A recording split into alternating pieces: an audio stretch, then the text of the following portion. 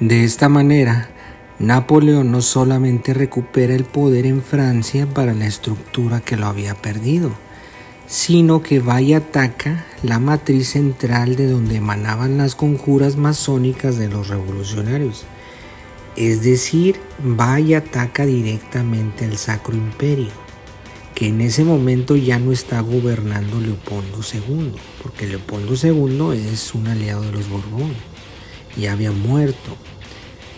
El que ahora estaba era Francisco II, su hijo, y es el que se va a alinear con todas estas dinastías antes mencionadas, los Hannover, los Hohenzollern, y son los que van a luchar contra Napoleón. Y Napoleón, así empiezan las guerras invadiendo Austria.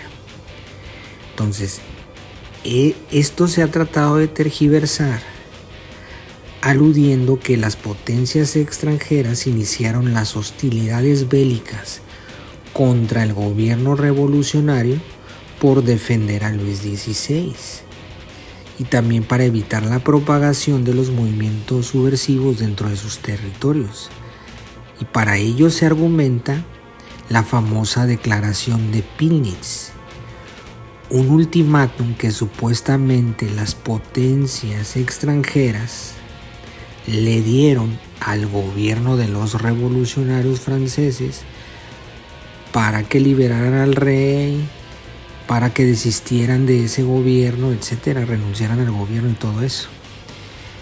Pero resulta que la declaración de Pillnitz fue en agosto de 1791 y las guerras comienzan hasta abril de 1792. Es decir, ¿cómo va a ser esto un ultimátum si hacía 8 meses que se hizo esta declaración de Pillnitz? Entonces no es ultimátum. Lo que intentaba el Hohenzollern prusiano era enganchar a Leopoldo en una guerra contra los revolucionarios para poder hacerle la pinza posteriormente con 2 frentes de batalla, o incluso solamente menguar su ejército en una primera etapa. Porque recordemos que los Hohenzollern prusianos y los Hannover de Inglaterra son los que están financiando a esos revolucionarios. Pero en ese momento Lafayette tiene el mando del ejército y Leopoldo pertenece a ese grupo. Por eso es que la guerra no inicia en ese momento, en esa declaración de Pillnitz. De hecho, la reunión fue para arreglar otros asuntos entre el Hohenzollern y el Habsburgo. Y al final de la reunión se hace esta declaración, ¿verdad? Pues una declaración muy escueta, o sea, no era el asunto principal a tratar en esa reunión. Y el Hohenzollern prusiano le hace esa propuesta al Leopoldo para que ataque bajo el argumento de rescatar al rey francés Luis XVI, sofocar a los revolucionarios y evitar que se propaguen las revoluciones. Ese fue el pretexto. Obviamente Leopoldo II no se come el cuento y le dice que Austria no va a ir a la guerra si no lo acompañan las potencias extranjeras, es decir, Prusia e Inglaterra. Y con eso se quitó la presión.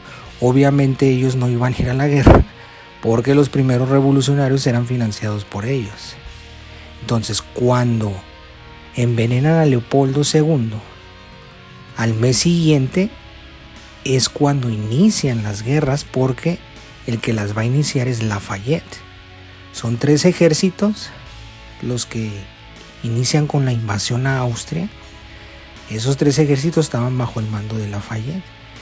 Pero repito, ese ejército de Lafayette ya va a atacar al sucesor, a Francisco II, que ya pertenece al bando de los Hohenzollern, de los Hannover, de los Hesse-Kassel y todos ellos.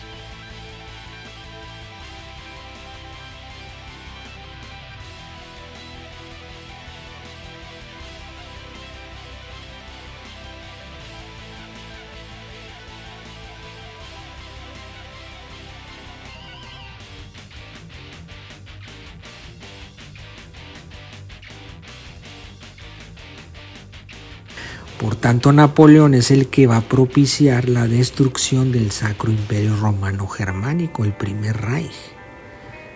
Tomó los territorios y recuerden que Francisco II, para evitar que Napoleón se autonombre emperador, lo desintegra en varios territorios y se va a quedar nada más con Austria. Por tanto, Napoleón toma todos estos territorios y comienza a dejar a testaferros, repartiéndoselo entre familiares y sus generales más cercanos. Por ejemplo, a su hijastro le dejó el Gran Ducado de Frankfurt, que era el territorio de los Rothschild. Y además él ya poseía los títulos de rey de Italia y príncipe de Venecia. Entonces, de esta manera Napoleón, tiempo después, se va a autonomar emperador de Francia, pero en realidad tenía casi todo el control de Europa porque se quedó con los territorios del Sacro Imperio. Entonces, la élite que controlaba esta facción no restauró a los Borbón porque la verdadera guerra apenas iniciaba. Se necesitaba entonces a un líder militar destacado como Napoleón para toda la avalancha que se venía encima, toda la colisión que va a venir después. Entonces la ficha Borbón ya estaba jugada, ya había sido derrotada.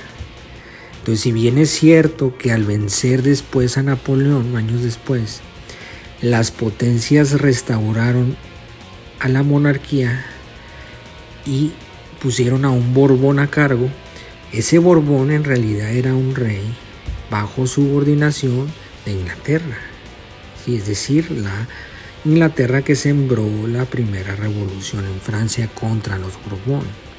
Es decir, la casa Borbón estaba dividida.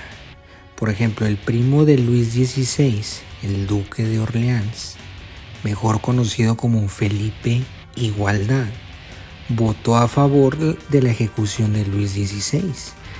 Recordemos que Luis fue arrestado en este intento de huida, por lo cual se le va a abrir un juicio y en ese juicio se vota para su ejecución. Bueno, su primo fue uno de los que votó a favor de que lo guillotinaran. Entonces, y no es extraño, pues la animadversión ya tenía tiempo. Felipe Igualdad fue uno de los líderes que conspiraba en contra del monarca antes de que empezaran las primeras revueltas. Fue uno de los que estuvo incitando los movimientos y fue uno de los principales infiltrados en la masonería para derrocarlo. Pues recordemos que Felipe Igualdad era el gran maestre del Gran Oriente de Francia.